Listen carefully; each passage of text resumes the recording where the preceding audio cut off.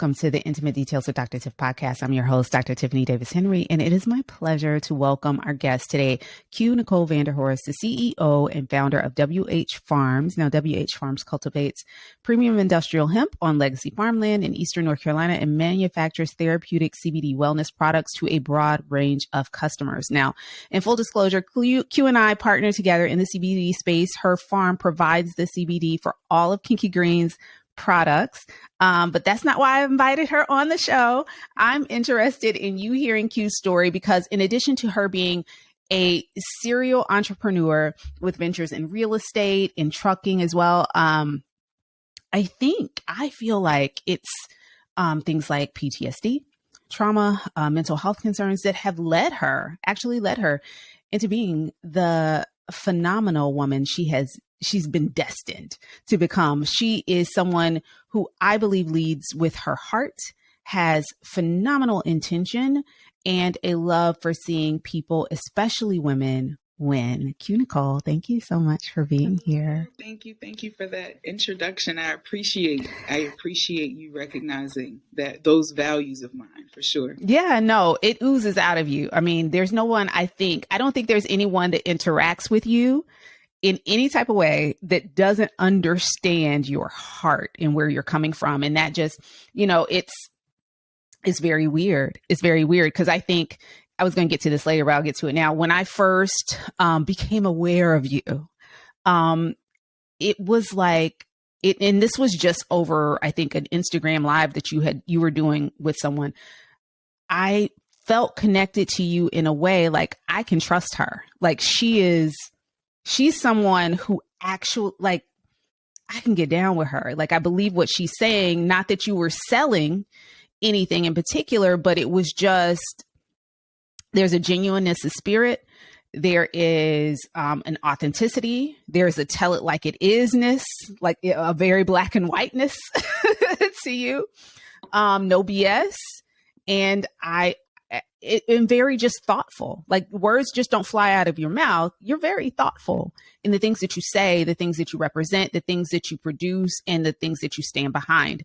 And so that's something that I feel like you lead with, and I wish more people did. Thank you. Thank you. Well, I appreciate you. So thank you so much for offering the opportunity to join your platform. Yes. I'm excited to have you here. And so while I know that the conversation today is most definitely going to lead us to CBD, I feel like your personal journey with a plant that we both love started with more of an exploration of mental wellness for you. Yeah. Is that right? Absolutely.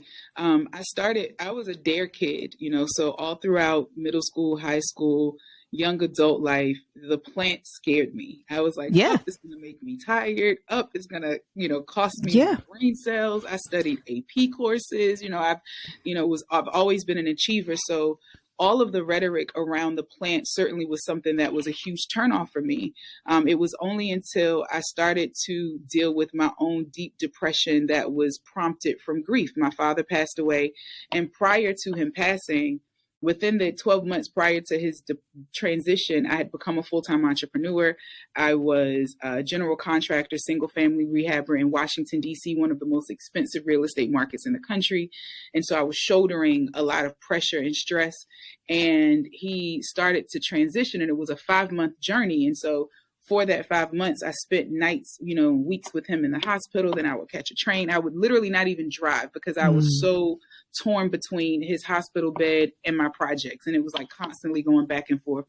When he transitioned, it unlocked a deep rooted, compartmentalized inner child trauma that I hadn't even identified, touched.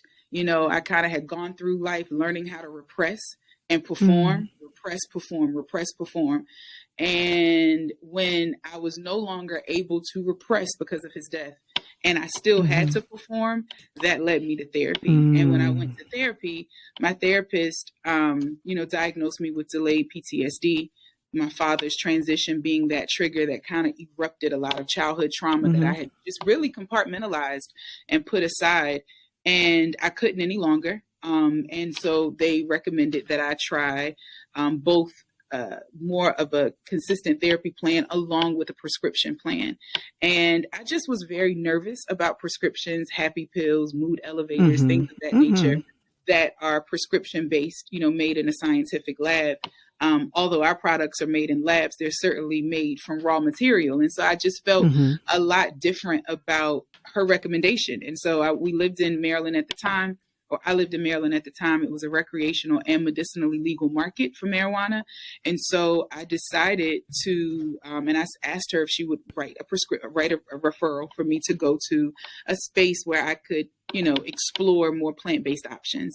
And so I was able to do that. I started my journey as a cannabis consumer, self-diagnosing and using it to tincture specifically to really just kind of develop a little bit more mental focus and, be able to concentrate throughout the day. PTSD can kind of lead you into a world of, let me protect myself, let me do this, let me do that. And you just become super paranoid and it makes it very hard to interact. And I needed to relax in order to leave. Yeah. And that experience opened me up to a world that made me realize that what they said about, the Beavis and Butthead and the, kill your brain cells, that was all rhetoric. It wasn't truly representative of the plant, the power of the plant. So yes, because of my mental health journey, I became a cannabis enthusiast, so much so that I now own a cannabis company. I'm very passionate about the therapeutic benefits of the plant. And I believe that it is a solution for so many ailments and common wellness challenges that people are having. Broad range. I want to go back to something that you said. You said that your dad's passing, his transition, sparked or triggered some unlocked kind of things that you had been repressing. What about his passing do you think, or just even him, that whole experience, what about that triggered a response of delayed PTSD for you? This is going to be loaded in the response. I've never shared this as candidly as I am now, but I watched my father transition for 5 months. And in that 5-month time frame, so let me start by saying that, love my father, was a great guy. He also had his traumas, also was very troubled. I didn't spend my life with my father. He lived in the same area, but my mom divorced him at a very young age because he was abusive. As a matter of fact, the events that led to the divorce, he actually held me at gunpoint at a very young age. I may have been like 3 or 4. And my mom was pregnant with my younger brother, who's also transitioned. And he drug her through the house with an extension cord around her neck because she wouldn't respond to him in the way that he wanted to. And so the terror of that night and the terror that my dad would bring to our family and our home because of his alcoholism and his own trauma was something that I had just kind of lodged in the back of my mind for a very long time. Now, in this time frame, at the age of 9, my younger brother was 7. So I must have been around 2 or 3 when my father held me at gunpoint. I woke up one Sunday morning to find that my brother had passed away. He was handicapped because of the abuse my father, because of my father's abusive nature. My brother was born with mental and physical handicaps. And so he always was he was machine fed and, very much so a vegetable. And we took care of him as a family. And so that Sunday morning, I got up to change his bag so that he can actually eat. He would go from, one supplement at night and then his food in the morning, a liquid food. I changed his bag and realized that his muscles just weren't working. Like I couldn't move the tube. It wasn't working. So I remember vividly what my brother looked like that morning when he was deceased. I found him dead. I told the entire family, I think Quentin's dead at the age of 9. I was supposed to be crowned the church. I had won the church fundraiser. So I was supposed to win a crown that morning and walk down the aisle. And it was one of those things where I still went because they knew that I was so young that I couldn't quite process it, but I could tell. I mean, I was the person who called my mom. I could tell from everyone's response that something horrible had happened. So fast forward to my father transitioning. In that 5-month period, There was a time where I came into the hospital room and he looked just like my brother. He was in fetal position and he was just deteriorating. And I think that I had a chance to see a couple of things. I had a chance to see how you don't miss karma in life. Yeah. And so when I saw my father and my brother literally look the same, it was almost like it just, it was just one of those moments where you don't remember that moment until you see it again. And because of all of the challenges that, emotional challenges that he imposed, I think that once he transitioned, because I believe in being dutiful, so the doctors called me to step in 5 months before his transition. I honored him, I honored all of his medical requirements. I honored his post-medical care requirements. I buried him. I honored him. He had a beautiful blues band. He wasn't a church guy. We did the whole blues setup for him for his departure. But when he finally transitioned and when we closed the casket and when all of that was done, then that was my time to deal with the fact that this guy was a monster in my mind because he held me at gunpoint, because I watched my brother die. He wouldn't have been handicapped if if my mom hadn't been abused while he was in my mother's womb, and I watched all of these things happen and I couldn't bottle them up anymore. It was like the trauma had been sitting dormant and it waited for an event. And it had given me, 25 plus years of experiencing life and achievement and not even realizing that I had daddy issues, daddy trauma, or any of those things. But the moment that my duty was done, I literally just fell apart. And it was so hard to rebuild. It felt like I had someone tell me, I felt like I was sprinting through quicksand. I thought I could just pop back. And this was the first time that I was never able to pop back. And I had to deal with the fact that you did come from an abusive environment. You do have these various trauma responses. It was just all of these things that I had just categorized as, oh, that's just the way I am. Oh, that's just the way I am. And it wasn't. It was the way that I had been designed based on the repression of the trauma. And so that period, it's a coping mechanism for you. This is how you got through life. Yeah, exactly. The achievement was it was the response to, I have to repress something. So let me get far away from it. And so let me get far away from it through achievement. And I couldn't run and focus on all these other things. Those, difficult journeys where it's not just, I write a paper, I make 100, or, I take a class. No, it's like, it's every day and it's up and down and it's super emotional. And so to have been broken through the grief and then to be an early entrepreneur, it was like, whoa, this is a lot. So I think that really contributed to it. But, I tell people all the time, I studied Buddhism for 8 years. I am as Christian as I am Buddhist. I love Buddhist philosophy and Eastern philosophy. And the process of serving and caring for my father helped me to see his trauma. And when I saw his trauma, I was able to cope with my own trauma post his transition. So I understood that he wasn't well. Right. And sometimes our parents don't be checking for trauma, like millennials. Millennials will walk into a relationship and say, so when's the last time you've been in therapy? But our parents were not in therapy. Our parents was out there at the juke joint thing and connecting. So and when we talk about like history, especially our people, right? Our people, we were kind of built in this country to ignore the trauma that we faced. Absolutely. In spite of the trauma that we went through, in spite of the trauma that we witnessed, we still had to perform at a level that was acceptable to whomever we were serving at that time. It's interesting to me, though, there's an overwhelming sense of duty, I think, that we often have, right, to our parents, to our loved ones, especially during such a time. During that time, you had to compartmentalize, put on the shelf, right, all of your feelings about this person. And I'm sure that wasn't the only time that you had done that in your life, because in order to get through life, what you're saying is I had to ignore elements of like emotion. There was no room for my emotion, for my sadness, for my hurt, for my anger, for my disappointment, and funnel that energy into something that was more productive and that actually made you feel good, because the things around you weren't necessarily making you feel that way. And it would have been so easy, I think.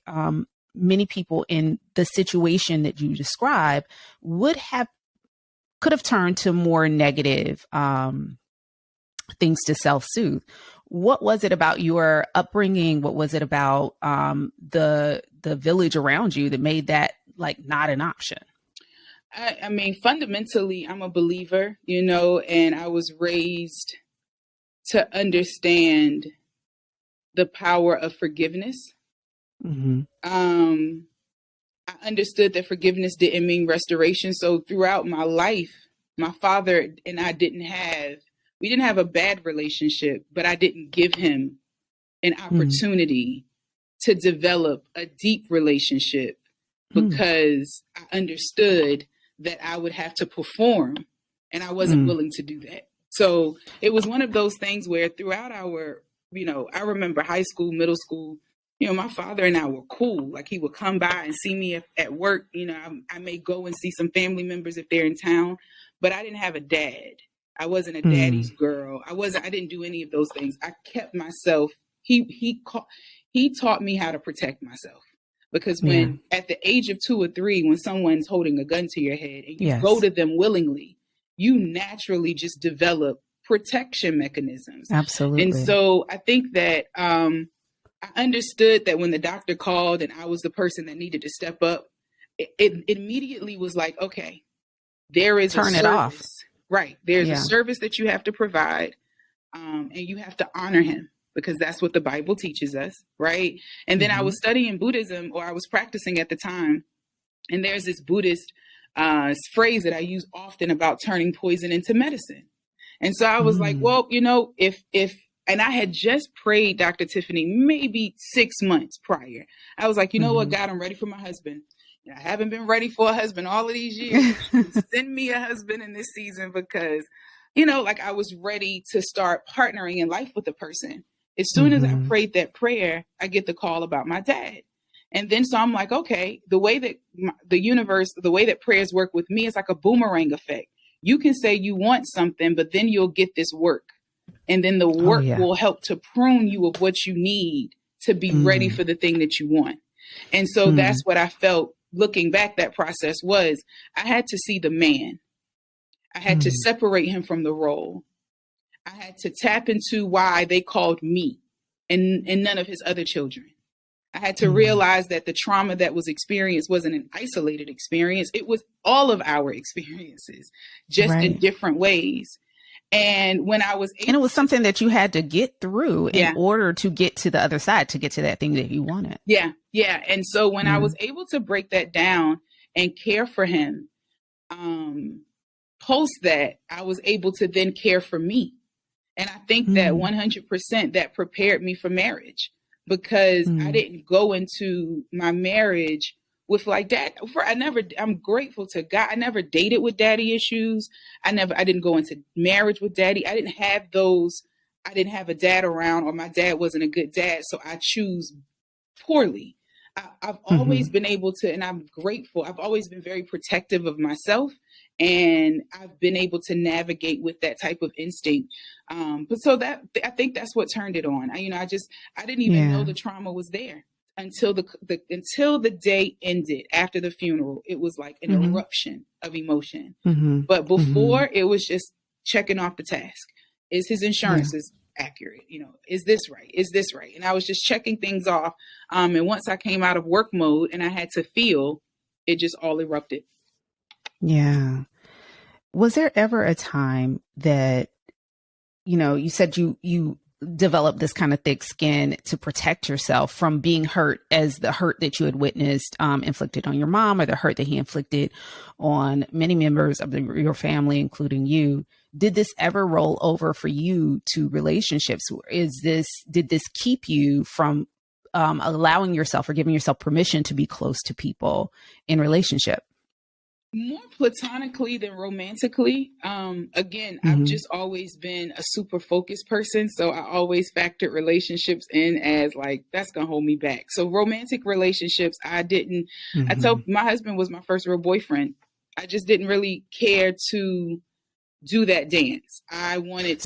Do you think that perhaps you didn't give yourself permission or allow yourself to get into more relationships and focus more on work because of the relationship with your dad or lack thereof, or in his abusive nature? Was there a part of you that said, like, I don't have time for this type of energy in my life? I know what works for me, and it's focus and it's work and it's, real estate, it's trucking, it's all of these things. Don't have time for a relationship until I'm ready to receive that. And you really weren't ready to receive that until he passed and you dealt with some issues. I will say that Holly Berry said that her relationships were better once her father passed away. Wow. And when she said that, it resonated. I don't think, to be very honest, I think that the reason why I didn't do relationships before his transition was just because so if you back into it, I was very robotic for a reason, right? Very ice cold, yes. Very robotic for a reason. But I actually attribute that to the fact that I have a Cancer sun sign and I'm so emotional. And I ain't have time to be crying over a man not calling. Child, I tried that one time and I said, oh, this is what this is all about. I'm going to tuck this away until I'm ready because I got money to make. I ain't trying to be out here crying over nobody's son for any reason. But it wasn't, I did engage with guys though. So it wasn't like I was afraid of men. Where I will say that my father's trauma, what the trauma imposed, it affected me in engaging with people, period. I didn't realize how much I had created this very tight circle. And even on social media, like I'm not the influencer that people expect because I'm so homey and, relaxed, and because I have to feel you. I can't have, my instinct doesn't allow me to, I'm just now learning how to professionally network in a way that we don't have to go deep in order for us to be. Because of the trauma, I needed to see and understand. They say overanalyzing is a trauma response. I needed to overanalyze. I needed to study. I needed to do all of these things to ensure that I was safe before I would blossom. And now, fortunately, because I've done so much work with therapy and healing, it's easier to engage. So I do think that has something to do with it for sure. How did your husband find his way into your heart? Through God's word. And I'm not a super churchy person. I just follow values. And so I had always told God that I wanted a person that would allow me to chant when I needed to. Nam Myoho Renge Kyo. I'm all about my Buddhism, and who would go to church with me every Sunday because I was very into studying entrepreneurship through the lens of spirituality. The opportunity to grow and be more, it's just a spiritual journey for me. And so that was kind of like how I was locked in. And if that person didn't have those values, then we wouldn't work. And so he actually had we both attend Elevation. He had gone to church that Sunday. He put up his interpretation of the sermon on his IG page. I slid in his DMs, right? Made myself noticed and just kind of let him take the lead. And he did that. He took the lead. We were able to talk on the phone. Our first conversation was 10 hours long. We realized that the iPhone will turn off at the 10-hour mark if you've been on the phone nonstop for 10 hours. And it did. It literally cut off. Yeah, that was day one. You're done here. We've been You're done. Ever since. If you don't know it by now, let us answer the question for you. Yeah. You're done. Yeah, that was us. And that's how he did it. And he's been such a safe space. And it's been so healthy because I didn't really tap into my inner child trauma healing until our first year of marriage. That was when I was able to really see where the boxes were, where the locks were. And I hadn't fully allowed myself to express I had to go through a step parenting journey. You know, I'm a bonus parent. And so all of that started to like challenge all of these things that I had just kind of didn't realize that I would need. But, you know, I have a great husband and a great partner. And so he's been super supportive in my growth. But yeah, that definitely, that's how it happened. Wow. How was it to kind of, because I know letting people in isn't always the easiest for most of us, right? Especially when there is some sort of trauma and some sort of history lingering in the past that you're still kind of trying to muddle through yourself and figure out.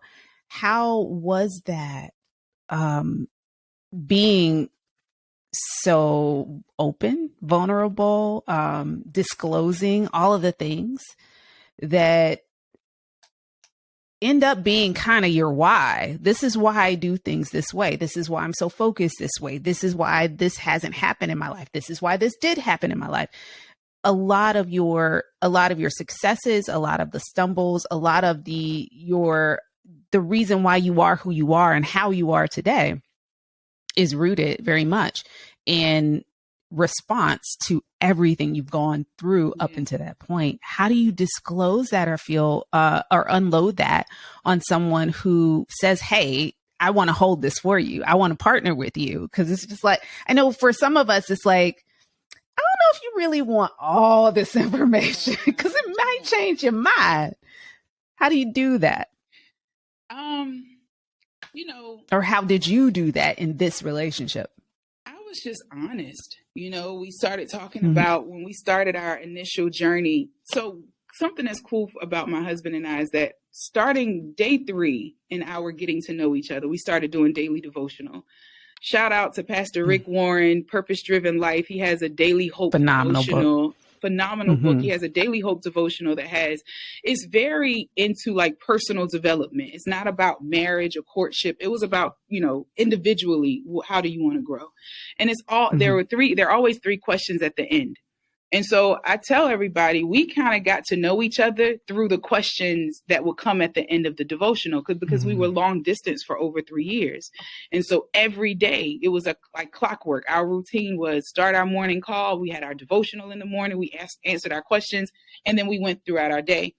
And those questions brought up some of the things, and it helped to create a space where it gave him context because the devotional would talk about it. And then I was able to respond. And then it created a safe space for him to like unload and to be able to kind of tap into like some of the things that he noticed as a single father and things of that nature.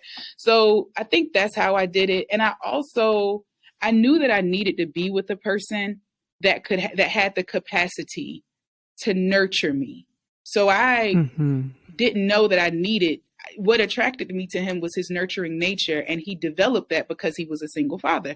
So it created a space where, you know, sometimes in this marital journey, sometimes you have to reparent different parts of your partner. Yes. And so absolutely. And yourself. Absolutely. Yeah. So I think that he contributed to my reparenting, meaning he gave me a different perspective of what a dad could be, you know, absolutely. And it just was a very healthy space for me to, you know, be able to unload. I'm so thankful that this is the person, Me too. And I know you are too. I'm so thankful this is the person that you're partnered with, because oftentimes when children experience this sort of trauma, part of the work that they do for themselves as they grow up is finding a way to fix it. Yeah.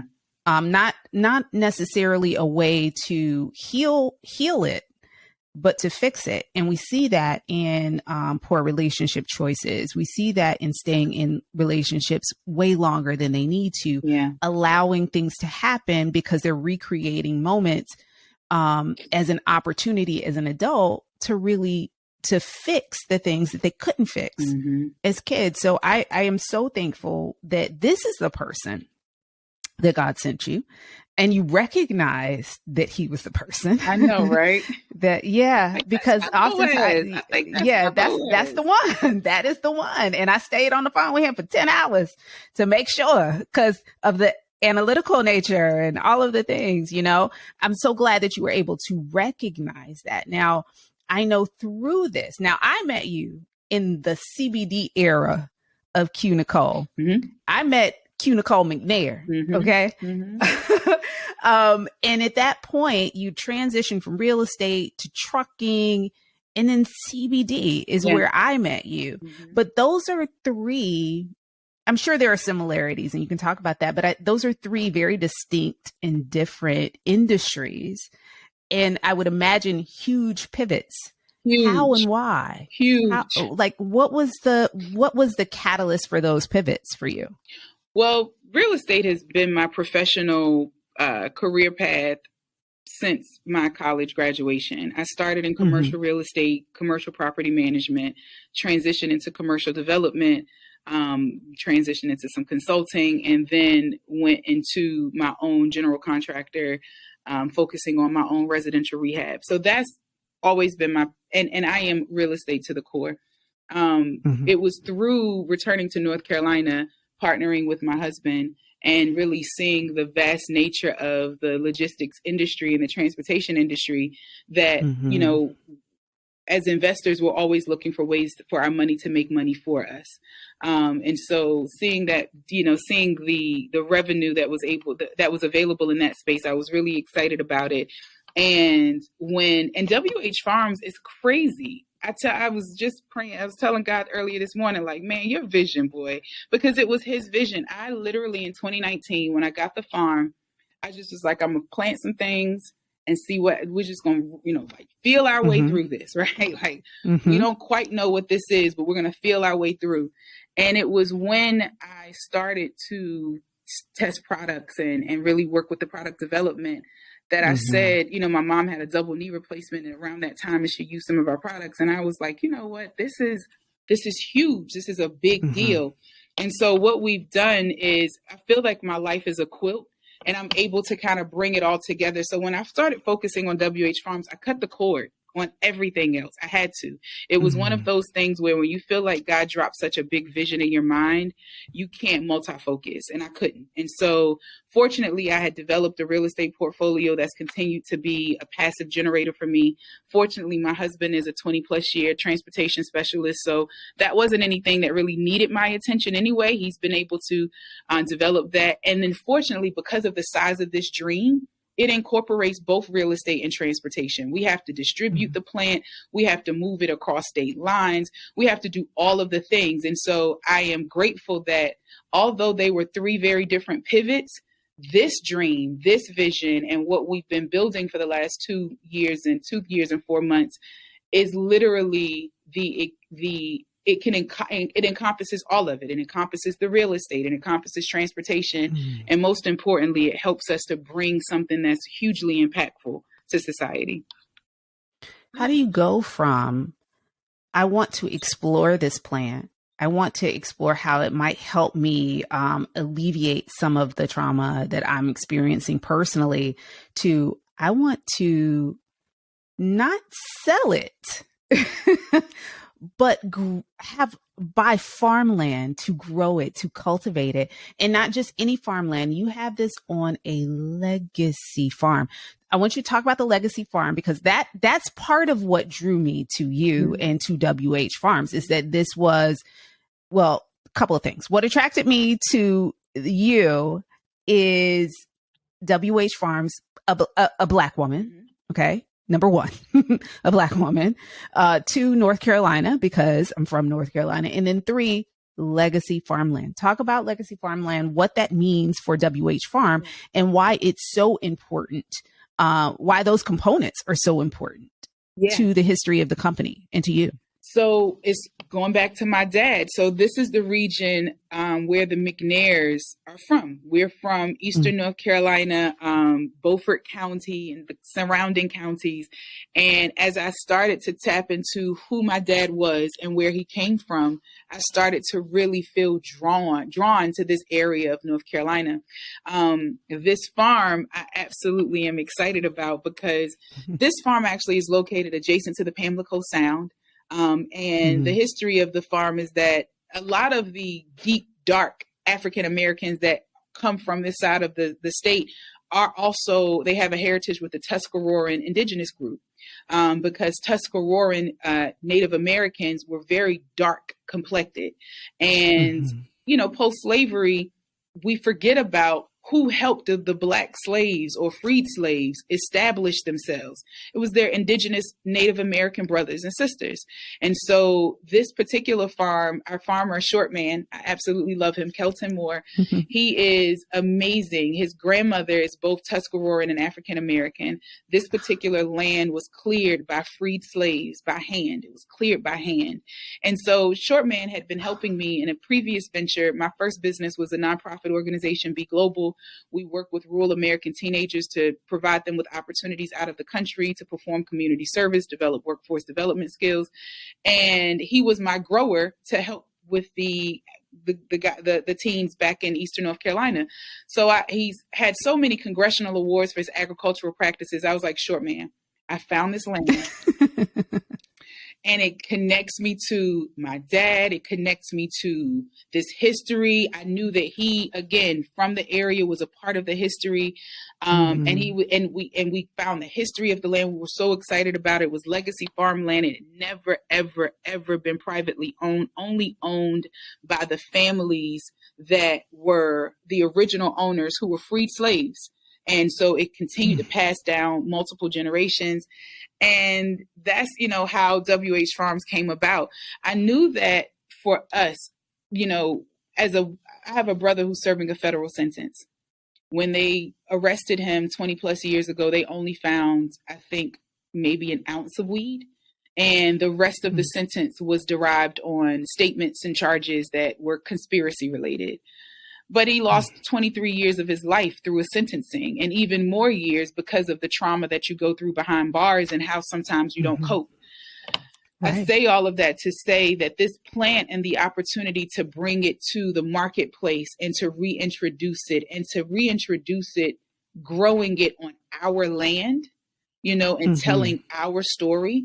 And then the notion that Tuscaroran actually means hemp gatherer. So before English settlement, it was the Tuscarorans that were actually cultivating cannabis in North America, in Eastern North Carolina. It wasn't Northern California. It was Eastern North Carolina.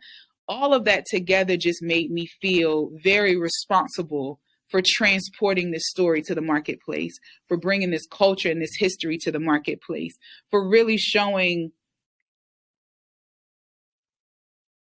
us that what was used against us can be used for us.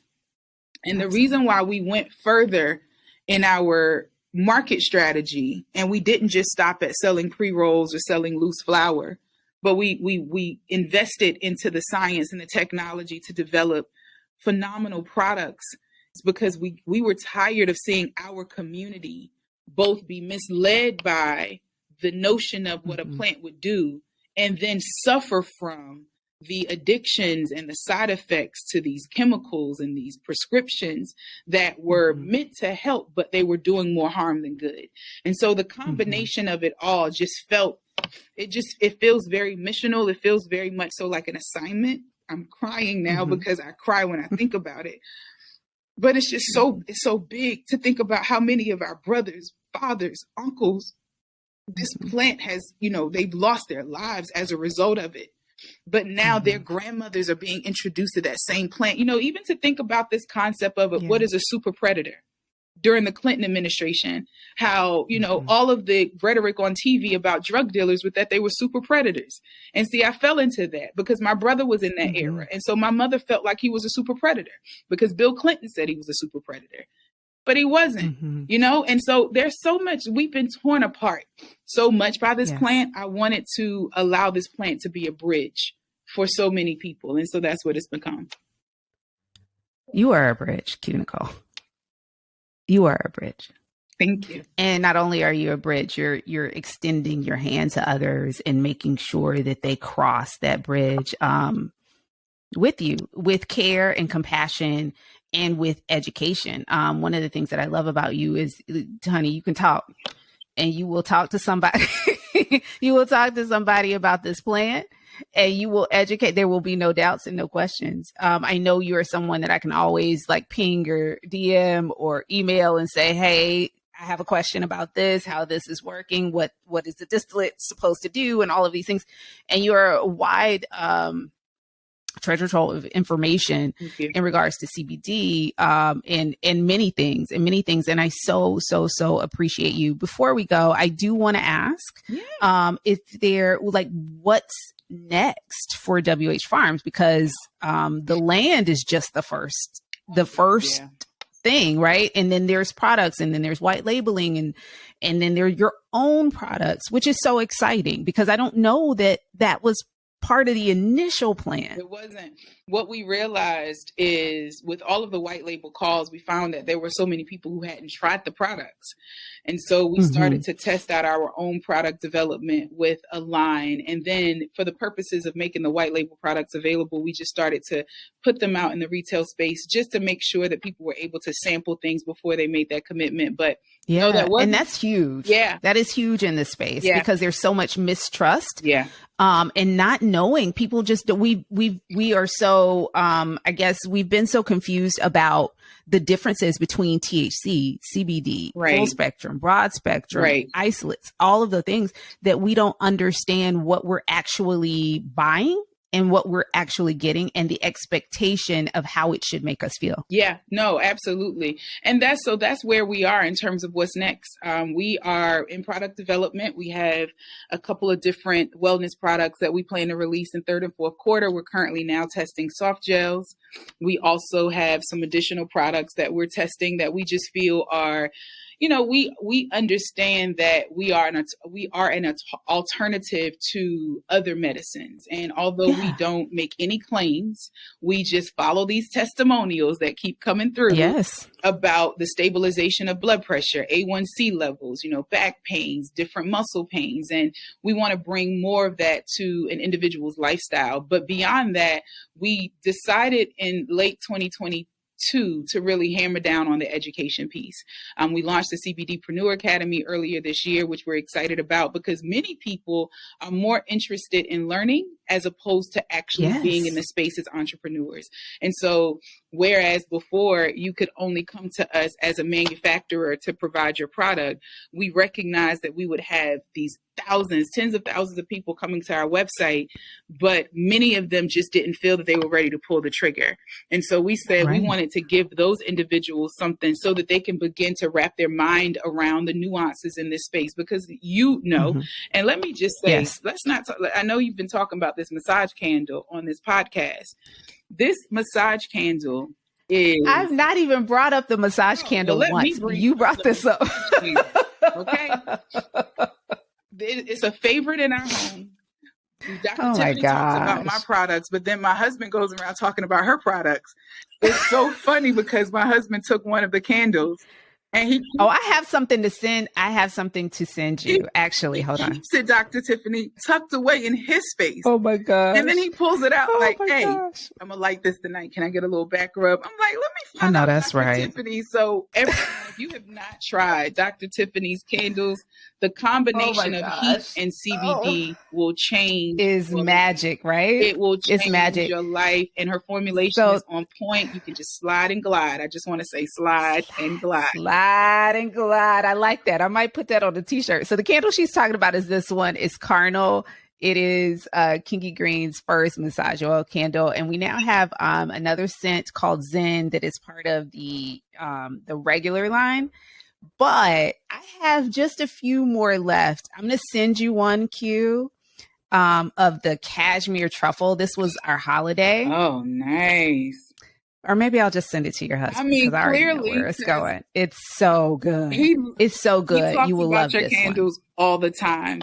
Oh, I appreciate it. Yeah, so I appreciate it. The candles are amazing. You are amazing. I think that you did a phenomenal job. The consistency of the glide, literally, not every product glides as smoothly as yours does. So. You know, let me tell you, Q, this is just, an entrepreneurial FYI for anybody that's going into product development. And I feel like you probably do this with the stuff that you white label. I have to do this with the candle because nobody else can make this candle but me, which makes it really difficult. Yes. Sometimes you're going to jot it down and get you a co-packer when you blow up, but keep going. Yes, but the thing with this candle is I'm so persnickety about it, and that's why it's been so difficult to fast track the release of them. I have another one that is almost ready, but if I tweak one little thing, the whole formula falls. So I have to be very specific, and you know that, like, you have to be very, if I change the fragrance oil, then I might have to change the wax. If I change the wax, I might have to change the oils. I switched, we did a switch last year and stopped using almond oil. I love almond oil. I love it. But the nut allergy. Love it, love it, love it. Nut allergies. Yeah. I wanted people who had such a sensitivity they couldn't even put nuts on their skin. Wow. That sounded really bad. I mean, it's an intimate that they podcast. Couldn't put tree nuts on. You could put tree nuts on their skin. Other nuts. Yes. Work with. Yes. Yeah. I mean, you could work it. You could do what you need to do. But yes, I wanted to make sure that the product was safe for everyone and that they could do what they needed to do and enjoy it. Just like your husband enjoys, like, I want them to pick it up and know, okay, no more of this, more of that. Yeah. This is a great product. It feels good on the skin. It, if you just leave it, the scent in the room, and if you don't want to rub it, the mood. It does. It does. You did the thing. It does. And thank you. Thank you. I know we're wrapping up your podcast, but I got to shout you out because a lot of times people get very confused about what it means to be an entrepreneur. A lot of times people think entrepreneurship is about fame and money. Entrepreneurship is about bringing a solution to the marketplace that oozes who you are. It is something that is the creation of only of what you could have created. And what I love about your candle, your line, the whole thing is that there's not another person other than Dr. Tiffany that, because of your experience professionally, because of your personality, you've been able to bring all of this together in record time, right? And present to the marketplace something that speaks to you in this space. This is, like, it's an ambidextrous type of move. I just need to do this for you, my sister. I thank you. And thank you for giving me the confidence to do everything that I do. Because I came to you with kind of these ideas and you were like, bet, I see your idea and I raise you 5. Like, why? So I'm so glad that we were able to connect and partner together in a way where we can support one another. What I love so much about you, and I talked about this before, is you are the epitome of women supporting women and making sure that we all have what we need in order to be successful. If it weren't for you, like, who knows what I'd be putting in my products, child, because I just trust you so much. And I know that you have all of our best interests at heart, not just mine as a business owner, but you have my customers' best interests at heart. You have my parents as I go downstairs in a few minutes to make some CBD gummies for family members. Because, you know, they want that high dosage that I don't sell.